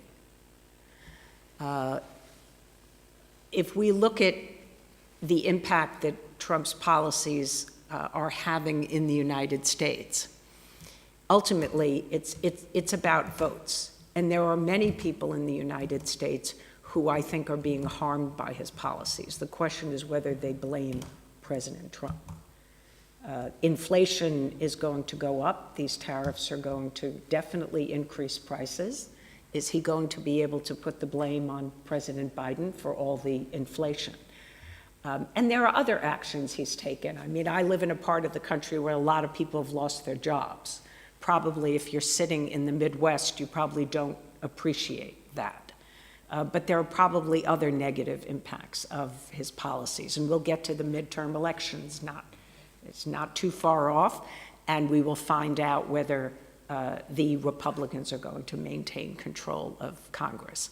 I don't think there's any chance, in my view, that Trump serves another term. I think it is about whether Vance would become president. He's probably very different than Trump in important ways.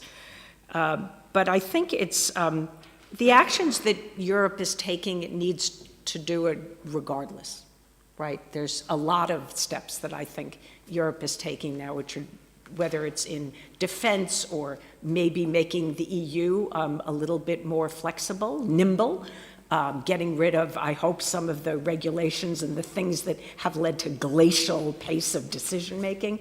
It's not in the interests, I think, of the EU. So maybe some of this of Trumpism will have a positive impact on the EU. But, you know, at the end of the day, it's not nobody should count on whether Trump is going to be there or Vance or the Republicans for 8 years or more. It's really about what countries do that are in the best interest of themselves and their partners. Even in the Biden administration, we have seen a tendency of more cooperation between different regions or between different theaters, as people like to say. We have seen in the Indo-Pacific or Asia, it's no longer hubs and spokes, really. There's been a lot of cooperation among other countries without the United States, and I hope that continues. We have time for another round of questions. We started with Giulio, and then Marco Mariani. Well, it's actually a question that tackles precisely your hope, Bonnie, on how is it possible, if at all, to build up that resilience among strategic partners in Europe all the way in East Asia? Because I see the minilaterals within East Asia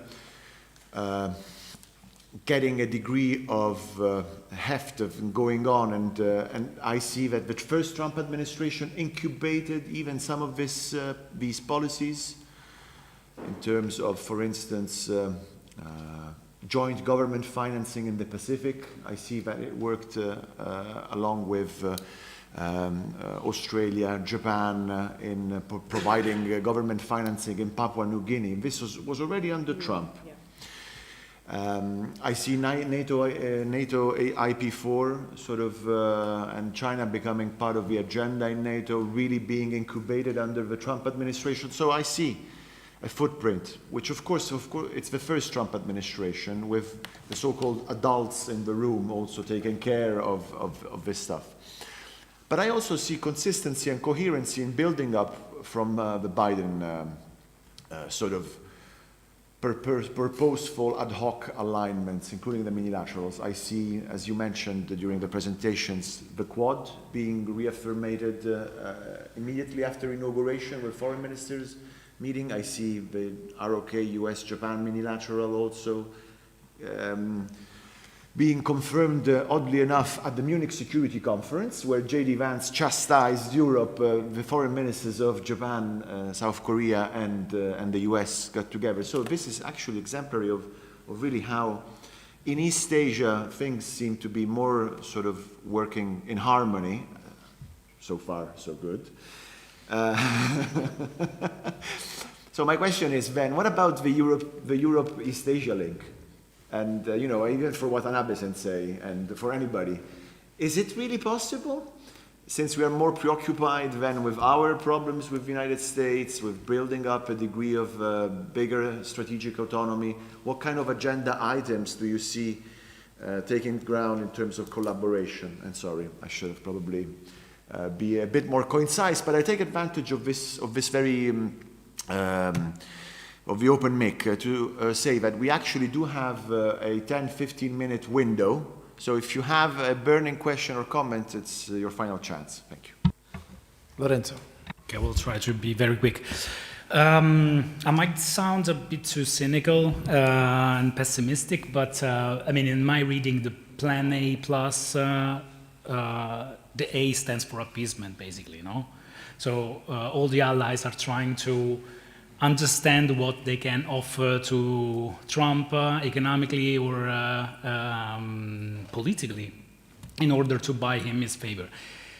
Cynically, I do think that this is the same approach that Russia and China are going to play out with Trump. So they will try to find out something that they can offer to him in order to advance their own agenda. So first of all, I mean, it strikes me that the US allies have the very same strategy that even the enemies of the US have.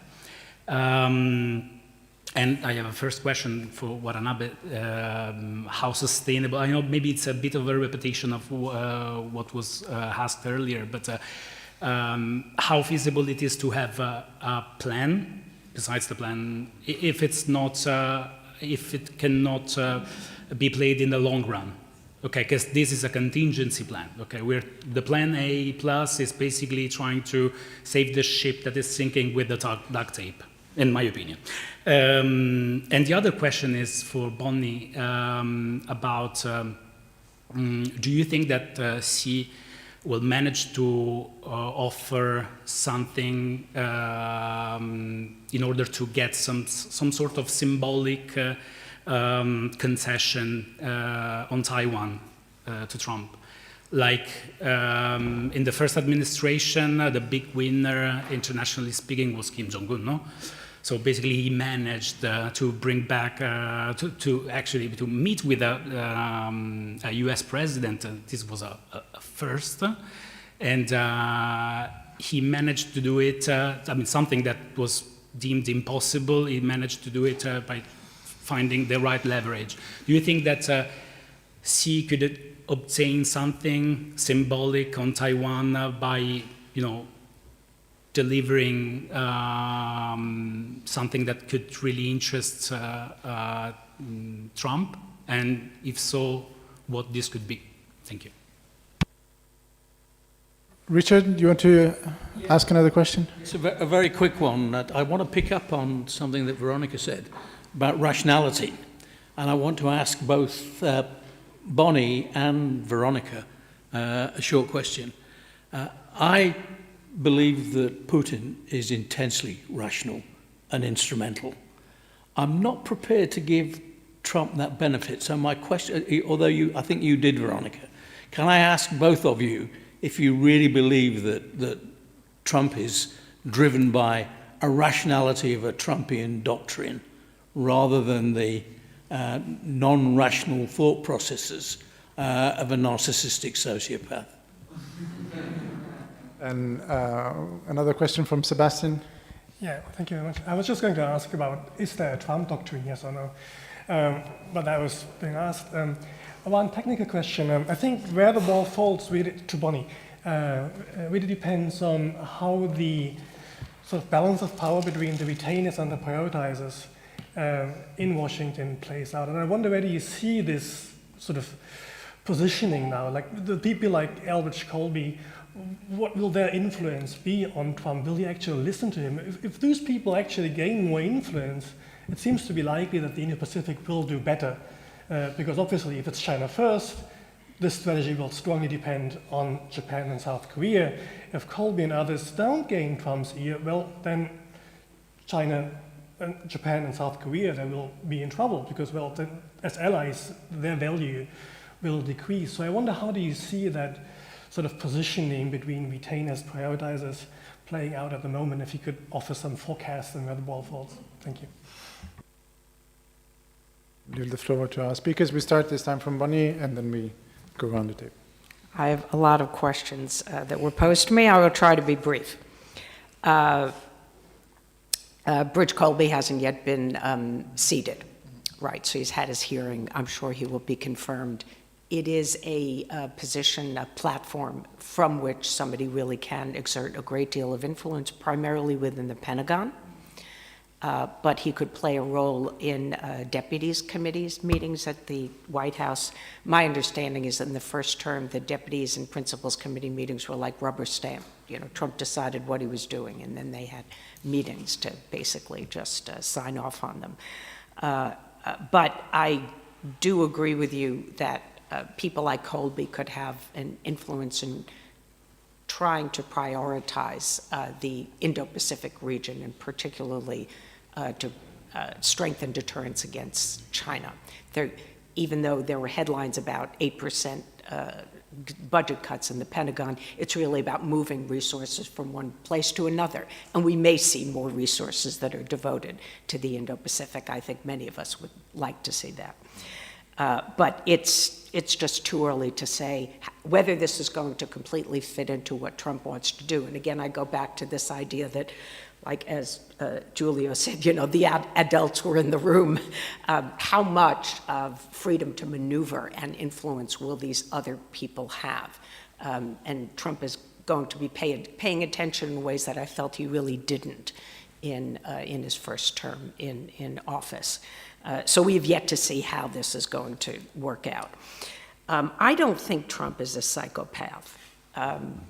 I think his personality certainly matters, but I think there are some clear things that he wants to accomplish. I think he is rational, and it's just a matter of figuring out for us what it is that he's thinking and then how he wants to implement it. And I see a lot of consistency across of things that he is doing so far. I don't see that he's saying one thing one day and something else the next day. I actually see quite a bit of consistency. And there are threads, in my view, that tie them together in ways that we don't like, but I think are rational.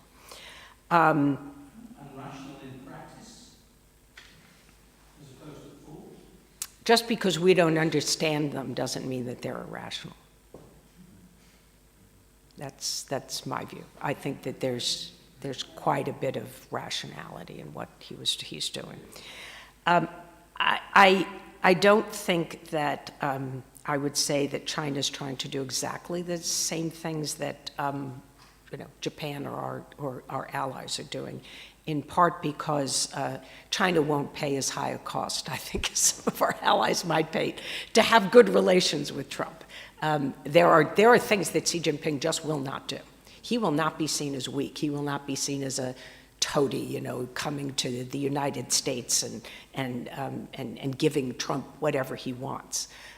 He has to be respected domestically and by the leadership in the party. It's too risky for him to be seen as weak and doing things under pressure from the United States in a way that I don't think our allies are. So I think that I would say that a little different. He wants to fend off U.S. pressure. He needs stability in the relationship. China has economic problems, and he wants to focus on that. He would benefit from greater predictability in the U.S.-China relationship, but he's not going to pay a very high cost for it, in my view. And then finally, I think your question, Giulio, about Europe-Asia links, it'll be interesting to see whether these nascent things like NATO plus IP4 are going to continue. If Trump doesn't go to a Quad summit, we're going to have a very different conversation about the importance of the Quad. But there are certainly issues that can be worked on together. I would highlight cybersecurity as a really important issue, where the invasive nature of Volt Typhoon, Salt Typhoon in the United States. I don't know how many countries know about whether China is really embedded in their networks and their infrastructure. I doubt it's just the United States. It's probably also Taiwan, and it may be others as well. There's this subsea cable cutting that's going on where we see this happening around Taiwan and certainly in places around Europe. So this should be an area where we can work together. Strengthening rule of law, I think, between countries in Asia and Europe is still really important, even if it isn't important to the United States. I think it still is something we have to stand up for, because it's something that can help us in highlighting the things that China is doing, the coercion that it's using, the lawfare, the way that it is distorting what unclose means. And not to mention its distortion of things at the United Nations, which is also a form of lawfare. Protecting our supply chains in really key areas, pharmaceutical supply chains, semiconductor supply chains. This is also an area where I think Europe and Asia can really work together. Building, general greater resilience, and then things like media literacy and countering disinformation, even if the Trump administration doesn't like the term disinformation. I'll be just very quick on the EU-Asia connection. I think the relationship between the EU and China is very tricky. The EU's strategic compass does not have a determined position on China, and I think that the Europeans have still not made up their mind, and they don't even refer to China as an authoritarian system in their documents up to this point. If you read it, it talks about a competition of governance systems. The European Union and China are still committed to a comprehensive strategic partnership, and this was reiterated even after Russia's invasion of Ukraine. So I think that in the worst case, the risk is that Europeans will soon face a choice between doing business with China and doing business with the United States, that most European governments would actually prefer not to make, but that what the United States is doing right now to EU businesses is pushing them more towards that direction. Thank you very much. I think the question and the reaction was really helpful to thinking through the feasibility of a Plan A plus and nature of a Plan A plus. Again, the Plan A plus is Japan really wanted to stick in alliance with the United States, and Japan really want the United States to involved in security architecture in the region. But no guarantee the U.S. is really thinking about it. But at the same time, considering in the past history, strategic history of U.S. in Pacific, is really try to prevent a serious one major hegemon appear and prevent the U.S. commercial and security interest. So I think the Japan experience already, Japan was really try to expand the regional hegemony in 1930. At that time, Japan was tried to invade China, and the U.S. side clearly really wanted to prevent. And Franklin Roosevelt was somehow tried to. However, very difficult to persuade the America First Republican at that time. And however, Japan made a very big mistake to have an alliance with Nazi Germany and Italy. I think that was a very worst case of Japan's lack of strategic thinking. Anyway, this time China seems to maybe trying to have a hegemon in the region. And the big nightmare, by the way, for Japan, again, as Bongi pointed out, the rapprochement between the United States and China. Japan was a big worried about even Obama somehow may accept the U.S.-China G2 argument. By the way, the Indian friends agree with me. Indian was at the time worried about it. So I think this kind of idea is coming to the Plan A plus. So no, we need the U.S. We don't want the U.S.-China rapprochement. We don't want the U.S.-Russia rapprochement. But at the same time, we understand the United States is a heavy burden. So willing to share a little bit more. Not a little bit, but more. And again, that is feasible or not. Maybe that's not a big question. The reason is that without the U.S., the cost would be huge. And again, the allied partner in the Pacific doesn't have any nuclear power. So I think this kind of things is the basic idea. So again, it's a feasible, sustainable, probably, that's unfortunately, we mean the Japan and South Korea and the really U.S. alliance with the U.S. is a very, very critical. I think that's little bit different from thinking of the European friends. And strategic autonomy is possible. Actually, we are very much interested in how the U.S. how European argument is going to, and that would affect to the Indo-Pacific idea. So that's probably the answer to and the reaction to the two questions. We are very interested as well in knowing how we would achieve strategic autonomy, to be honest. We have a final short, hopefully, question from Ludgard Lams. No worries, it's not a question. It's a very short comment in support of this issue of consistency in Trump's respect for great personalities or leaders. Since Lorenzo was just talking about Kim Jong-un, think about it. I think it was Trump who was the first leader to step over the demarcation line to the 38th parallel. I mean, that was like giving face to Kim Jong-un. So if he can do that, I don't think he will have problem going to the Red Square, let's say. Thanks. I think it's a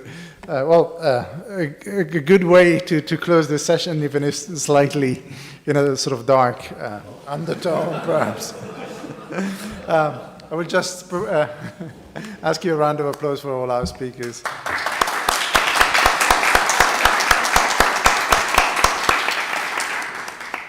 And we reconvene in 15 minutes. Yeah. We have a 5-minute window of flexibility, but so a 1:15, so that we go according to plan. There is coffee on the right side, but 15 minutes, please, 15.